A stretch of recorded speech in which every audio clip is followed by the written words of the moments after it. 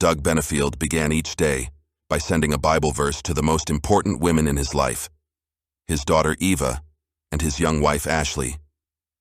By the fall of 2020, Doug and Ashley had been married nearly 4 years.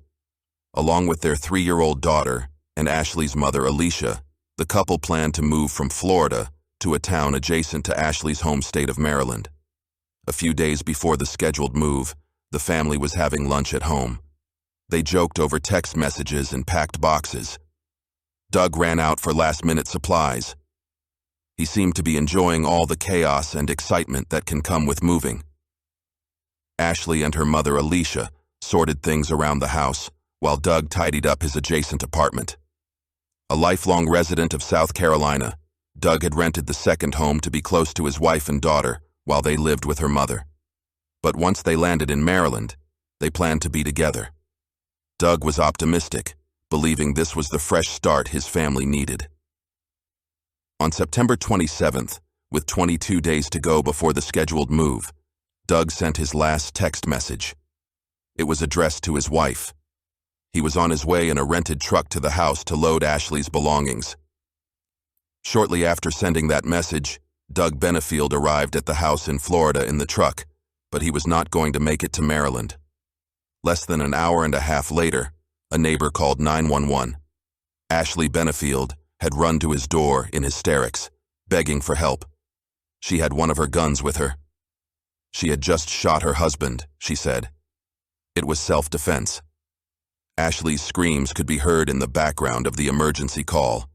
Officers and medical personnel who arrived at the scene found Doug on the floor in Ashley's bedroom. They tried to save his life, but were unsuccessful. Inside the largely empty house, police established that several shots had been fired. They found 1 bullet on the floor and 2 more lodged in the wall. One of those 2 shots hit Doug, while another bullet struck the bathroom door. An initial assessment, later revised, was that Doug Benefield had been shot twice, once in the leg and once in the arm. According to reports, the second shot passed through his arm and pierced his chest. Police quickly found the weapon, a .45 caliber handgun, but 2 other firearms were also discovered in the house. Nearly everything in the house was packed in boxes, but a second pistol lay in a kitchen box in a small container, and a .380 caliber handgun that Ashley Benefield kept in her backpack. Both were loaded. What was notably absent was a second weapon used in the confrontation, potentially wielded by Doug, the alleged attacker. If he had lunged at Ashley as she claimed, there was no sign that he had been armed with a gun, knife, bat, or anything else. At the police station, Ashley was photographed with a scratch on her side. She also had redness and swelling under her left eye. No other scratches or bruises were found on her body. If investigators at this early stage suspected that the self-defense claim was bogus, Ashley Benefield would not provide any clarity.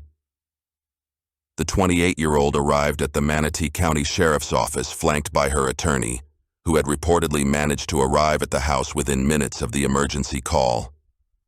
When her lawyer advised her to be quiet, Ashley said nothing more. Back in 2015, Ashley Briers was a valued member of Donald Trump's presidential campaign. She also worked as a swimsuit model, but her true passion was ballet. A young dancer when she lived in Maryland, Ashley dreamed of starting her own company. She envisioned a business that would blend her love of dance with the values of inclusivity. A diverse group of dancers like her brimmed with potential, but for superficial reasons were never given a real chance. Ashley's dream troupe would take the ballet world by storm. Those dreams began to materialize when in the summer of 2016, she met a handsome, wealthy widower at a Palm Beach hotel, home to former presidential candidate Ben Carson. Carson had finished his campaign, but was still actively engaged with donors. Doug Benefield circulated in those circles.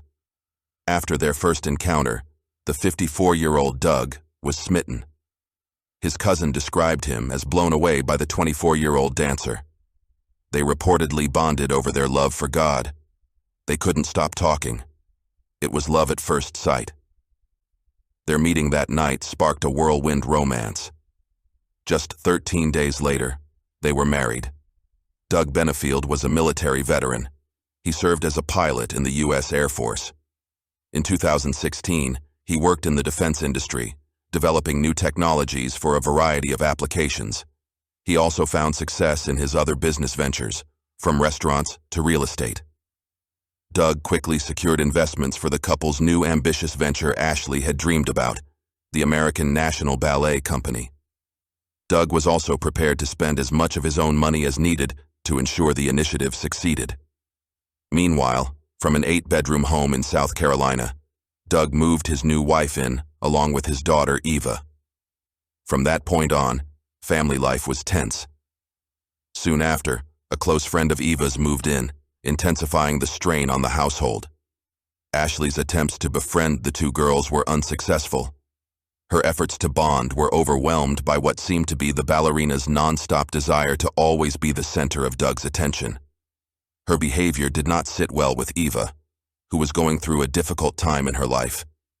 Just 9 months earlier, the young girl had come home and found her mother, 56-year-old Renee Benefield, dead from a heart attack. Renee died from an undiagnosed heart condition. It was a shocking, devastating loss. Less than a year later, Doug and his new wife embarked on their grand plans to develop the American National Ballet. Dancers from around the world secured their U.S. work visas and flew to Charleston, ready to perform. Meanwhile, the two founders of the company were having more and more issues. Apparently, Ashley was getting on her husband's nerves. In the spring of 2017, reading her stepdaughter's diary, Ashley discovered that her efforts to win over the girl had failed miserably. Eva, as she read in the journal, deeply disliked her. This discovery led to a confrontation with Doug. During the ensuing argument, Doug fired a gun into the floor of the family kitchen. He later told his cousin he did it out of desperation when his wife refused to be quiet. Doug also admitted to an incident where he threw a gun towards a wall and punched a hole right through one of them. Despite growing frustrations, at least initially, Doug and Ashley continued to put on a unified, happy front.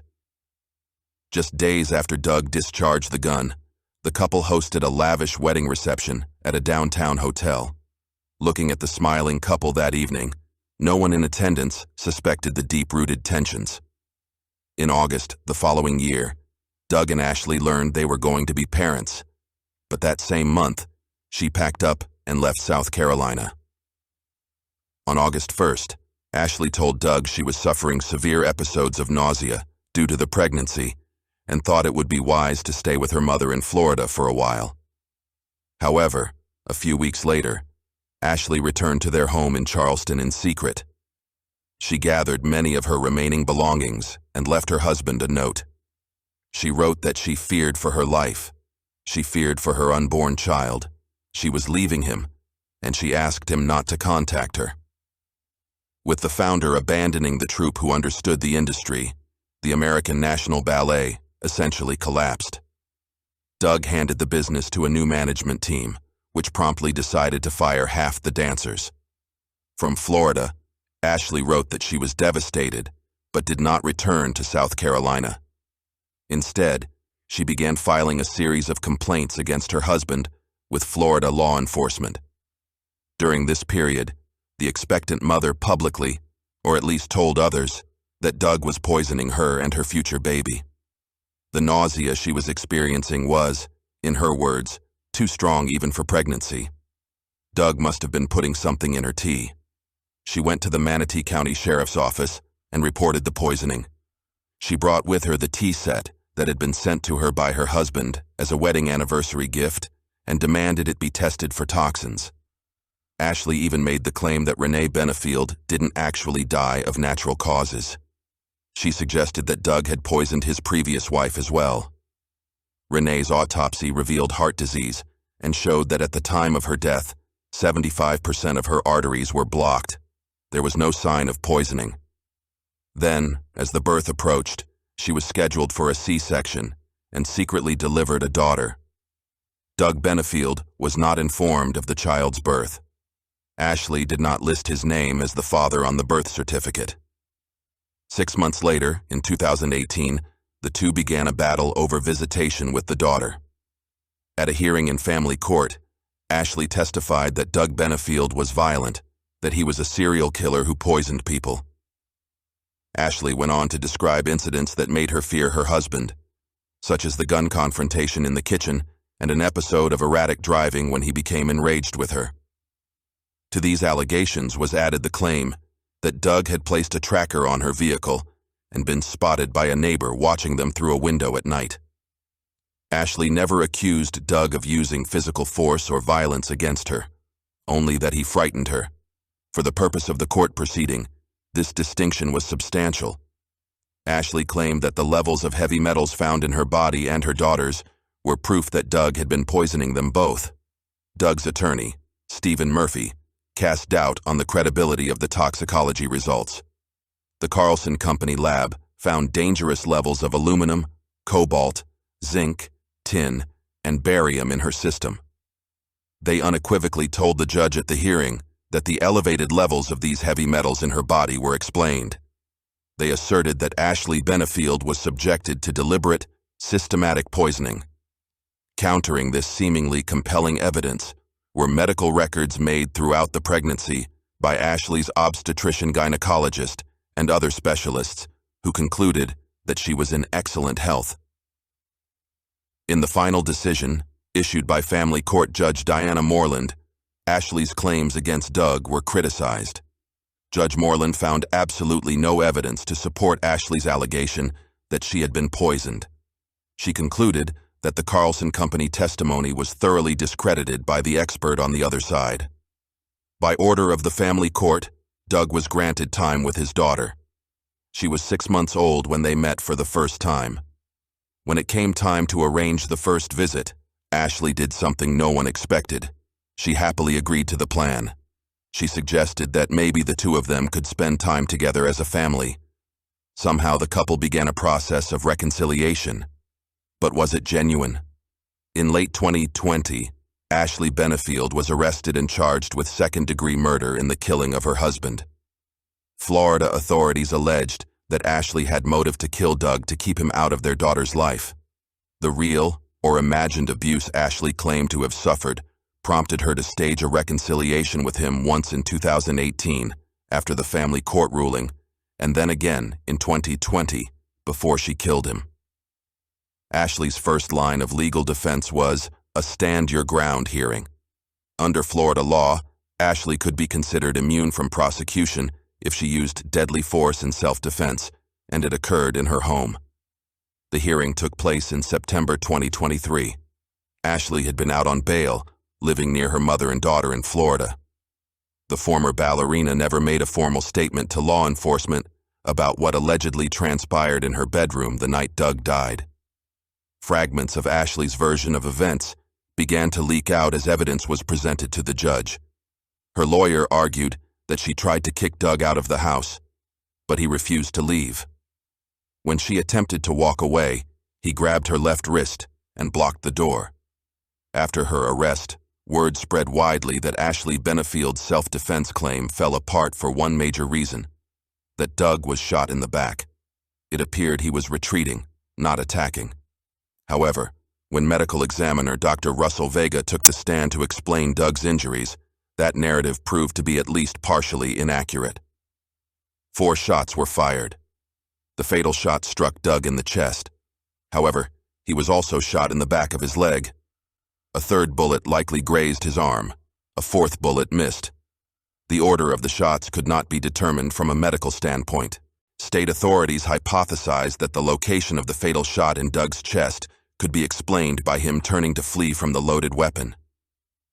In this scenario, the shot to the leg was delivered immediately after, as he tried to scramble out of the room. Doug's attorney, Stephen Murphy, had another theory. Doug was known to be a rather athletic man. In his youth, he wrestled, and later he took up CrossFit. Doug also studied martial arts, according to Stephen Murphy. The implication was that Doug himself was a weapon. He stood somewhat staggered, ready to deliver some blow. Doug could have then caught the bullet in his leg while executing a strike. Manatee County Detective Daryl Davis, who led the investigation, was questioned about Ashley's possible injuries. In particular, he was asked about the scratch on her side that was photographed the night of the shooting. In the detective's sworn written testimony to the court, he stated that the scratch was at least a day old. Yet Ashley told a witness and former law enforcement official before her arrest that the scratch was the result of Doug's increasingly aggressive behavior towards her. That day, he had intentionally, forcefully, pushed a moving box into her body, which she said scratched her side. Forensic scientists tested the shirt Doug was wearing to determine if it bore gunshot residue. Assuming Doug was in close proximity to Ashley, the shirt should have had traces of the powder that explodes out of a gun along with the bullet. But testing revealed nothing. A forensic medical expert testified that based on this, the gun was likely fired from a distance of more than 3 feet. The physical evidence did not present a clear-cut case of self-defense, but the burden of proving that the shooting was more likely a homicide fell to the state. To do this, they explored why Ashley Benefield would have wanted her husband dead. To understand Ashley's motive, it required tracking the latest turns the marriage took after the 2018 hearing in family court. The two had begun spending time together again, going to the beach, playing with their daughter, and dining out. That was until Doug hired a private investigator. He learned that Ashley had moved on to another man and seemed to have no intention of reconciling with him. Doug filed for divorce, and the couple officially separated. However, the Benefields' marital roller coaster was not over yet. Ashley filed several complaints of her own with the Manatee County Sheriff's Office, now making very specific allegations about Doug's abusive behavior. But she no longer claimed such behavior was directed at her, but rather at their daughter. Detective Brian Moreland, who is no relation to Judge Moreland from family court, testified about the additional complaints Ashley made on March 21, 2020, and then again on March 23rd. The case was closed without charges. Yet another allegation was made on April 5th, then again later that same month on the 27th. Child Protective Services initiated numerous investigations, and sheriff's deputies also looked into Ashley's claims. Doug's daughter, Eva, defended him to law enforcement investigators in South Carolina. Each time, they found no evidence to support Ashley's accusations. After multiple agencies came to the same conclusion again and again, the Manatee County Sheriff's Office took the next logical step. They ordered psychological testing. To the consternation of those close to Doug Benefield, by the time of his death in September 2020, he had allegedly reconciled with his wife again, despite all the difficulties. Testimony from Doug's cousin Tommy, to whom he was very close, started to shed light on Doug's perspective. Tommy testified that his cousin routinely found excuses for Ashley's behavior. Doug remained in love with her throughout their separation. Doug was said to be forgiving of her up until the very day he died. Doug's attorney, Stephen Murphy, handling the visitation time with his daughter and upcoming divorce, testified about how their relationship evolved in the days before his death. On the cusp of yet another fresh start, one that involved their move to Maryland, the couple attended mediation to sort through all the unresolved legal issues related to their separation, including Ashley's attempt to get a restraining order. The release of results from the psychological evaluations was key. Doug agreed to all the other terms, but refused to stop the divorce until the results of the psych eval were published. There were just 3 days until that hearing, when he was killed. Ashley did not want to go before Judge Moreland again. Her previous ruling in 2018 was less than favorable for Ashley, and the judge had essentially determined Ashley was not credible. Ashley also had reason to want to avoid the disclosure of the psychologist's report. Dr. Brad Broder, the clinical psychologist who had been working with Doug and Ashley individually, and then as a couple, was the one whose report was set to be presented at the final hearing scheduled to take place 3 days after Doug's death. When prosecutors turned to Dr. Broder, they told the judge he would testify that Ashley Benefield suffered from paranoia, that she frequently exaggerated facts, and that she tested as an extremely manipulative personality. Ashley may not have known the doctor's conclusions, but she would have known what she admitted to him during their sessions, namely, that she had no intention of reconciling with her husband. Ashley's family attorney, Fred Brown, told investigators that before Doug's death, Ashley Benefield had acquired a burner phone, rented a car, found a safe deposit box, and contacted 2 attorneys. On the night of the 27th, she was afraid Doug would figure out her plan to leave him. Her lawyer argued that Doug's behavior justified the fear Ashley felt that night. The state contended that no court in the country would find that blocking a doorway justifies homicide. Manatee County Circuit Court Judge Matt White ruled that Ashley Benefield was not entitled to immunity under the state's Stand Your Ground law. Judge White wrote that the killing was not an act of self-defense, but rather the culmination of Ashley Benefield's prolonged, concerted efforts to exclude Doug from her life and the life of their child. When her attempts to enlist the help of law enforcement, Child Protective Services, and the court system failed, she took matters into her own hands. The court's ruling does not preclude Ashley from claiming self-defense at a jury trial. A trial date was tentatively set for July 22, 2024. The tragic story of Doug Benefield's death is a complex web of marital strife, allegations of abuse, and a custody battle that ended in a fatal shooting. At the heart of the case is the question of whether Ashley Benefield acted in self-defense or carried out a premeditated plan to remove her husband from her life and the life of their daughter permanently. The couple's short marriage was marked by tumultuous events and separations. Ashley's repeated allegations of Doug's abusive behavior, including claims that he was poisoning her and their child, were not substantiated by law enforcement or medical professionals.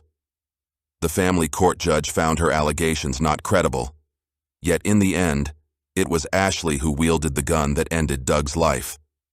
Her claims of self-defense will likely be the central focus of the upcoming trial. The prosecution will aim to prove that Ashley's actions were premeditated and motivated by her desire to exclude Doug from their daughter's life, painting a picture of a woman who made multiple attempts to remove her husband through legal means before resorting to violence. On the other hand, the defense will likely argue that Ashley was a victim of abuse who feared for her life and the life of her child. They will attempt to portray Doug as a violent, controlling individual whose behavior that night justified Ashley's use of deadly force. As the case unfolds in court, more evidence will come to light, including the full results of the psychological evaluations and detailed accounts of what transpired that tragic night. The jury will be tasked with weighing the evidence and deciding whether Ashley Benefield's actions constitute self-defense or murder. Regardless of the trial's outcome, the story of Doug and Ashley Benefield is a heartbreaking one, illustrating the devastating consequences of a marriage unraveled by mistrust, fear, and ultimately, violence. It is a stark reminder of the importance of seeking help and finding peaceful resolutions in the face of domestic strife, and the tragic results when those efforts fail. The Benefield case is a complex and tragic story that raises important questions about the nature of their relationship, the validity of Ashley's abuse allegations, and the events that led to the fatal shooting. As the case moves towards trial, both sides will present their arguments, and the jury will be tasked with determining whether Ashley's actions constitute justifiable self-defense or premeditated murder. The prosecution is likely to focus on Ashley's repeated attempts to remove Doug from her life and the life of their daughter. They will point to the numerous complaints she filed with law enforcement and Child Protective Services, which were investigated and found to be unsubstantiated. They may argue that these actions demonstrate a pattern of behavior aimed at excluding Doug from their child's life, culminating in the ultimate act of violence. Additionally, the prosecution will likely highlight the inconsistencies in Ashley's story and the physical evidence from the crime scene. The location of Doug's wounds, the lack of gunshot residue on his clothing, and the fact that he was shot in the back may be used to cast doubt on Ashley's claim of self-defense. They may also point to Ashley's actions before the shooting, such as acquiring a burner phone and contacting attorneys, as evidence of premeditation. On the other hand, The defense will attempt to paint a picture of Ashley as a victim of abuse who feared for her life and the life of her child. They will likely focus on the incidents Ashley described, such as Doug's erratic behavior, the confrontation in the kitchen, and the alleged poisoning, to demonstrate a pattern of abusive behavior. They may argue that Ashley's repeated attempts to seek help from law enforcement and the courts were the actions of a desperate woman trying to protect herself and her child. The defense may also call into question the thoroughness of the investigations into Ashley's allegations, suggesting that law enforcement and child protective services failed to take her claims seriously. They will likely emphasize the psychological toll of living in fear and the impact it may have had on Ashley's state of mind at the time of the shooting. As the trial unfolds, expert testimony from medical professionals, forensic specialists, and psychological evaluators will play a crucial role in shaping the jury's understanding of the evidence and the dynamics of the Benefields' relationship. The results of the psychological evaluations, which were set to be disclosed just days after Doug's death, may provide critical insight into Ashley's mental state and the validity of her claims. Ultimately, the jury will have to weigh all the evidence and testimony presented to determine whether Ashley Benefield's actions on that fateful night in September 2020 were a justifiable act of self-defense or a premeditated murder. Their decision will have far-reaching consequences, not only for Ashley and her family, but also for the broader conversation surrounding domestic violence, self-defense, and the legal system's ability to protect victims of abuse. Regardless of the trial's outcome, the tragic story of Doug and Ashley Benefield serves as a sobering reminder of the complexities of human relationships and the devastating impact of domestic strife. It highlights the importance of taking allegations of abuse seriously, providing support and resources for those in need, and working towards creating a society where such tragedies can be prevented. As the legal proceedings continue, the Benefield case will undoubtedly capture public attention, sparking discussions about the nature of justice, the challenges faced by victims of abuse, and the need for a fair and impartial legal system. While the story's final chapter has yet to be written, its impact will be felt long after the verdict is rendered, serving as a poignant reminder of the fragility of human life and the importance of building a society grounded in compassion, understanding, and the pursuit of truth.